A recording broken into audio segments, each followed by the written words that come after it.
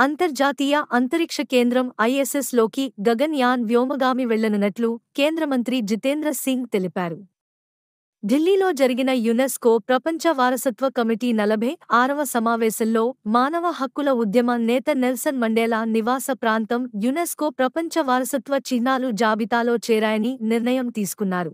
America అధ్యక్ష ఎన్నికల్లో కమలా Harris ప్రచారానికి 3.60 లక్షల మంది వాలంటీర్లు మద్దతు. ఒక వారంలోనే $200 మిలియన్ విరాళాల సేకరణ.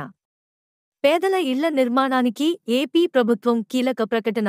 రాష్ట్ర గృహ నిర్మాణ మరియు ప్రధానమంత్రి ఆవాస్ యోజన కేంద్ర ప్రభుత్వ పథకం అనుసంధానంతో ఒక ఇంటి నిర్మాణానికి $4 లక్షల ఇవ్వాలని నిర్ణయించారు. లెబనాన్కి చెందిన హెజ్బెల్లాకు గుణపాఠం తప్పదు అంటున్న ఇజ్రాయెల్ అగ్రనేత బెంజమిన్ నేతన్యాహు. పారిస్ ఒలింపిక్స్లో భారత్కు మరో పతకం. 10 మీటర్ల ఎయిర్ పిస్టల్ మిక్స్ టీం విభాగంలో సరబ్ జ్యోతి సింగ్తో మనుబాకర్ కాంస్య పతకాన్ని గెలుచుకుంది.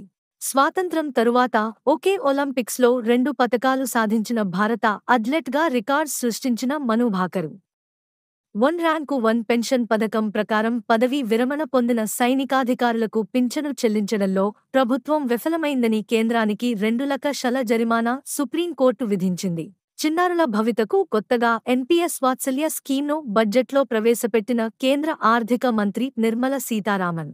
తెలంగాణ విద్యుత్ కమిషన్ చైర్మన్గా జస్టిస్ మదన్ బి లోకూర్. గతంలో ఏపీ హైకోర్టు సీజేగా, సుప్రీంకోర్టు న్యాయమూర్తిగా ఆయన పనిచేశారు.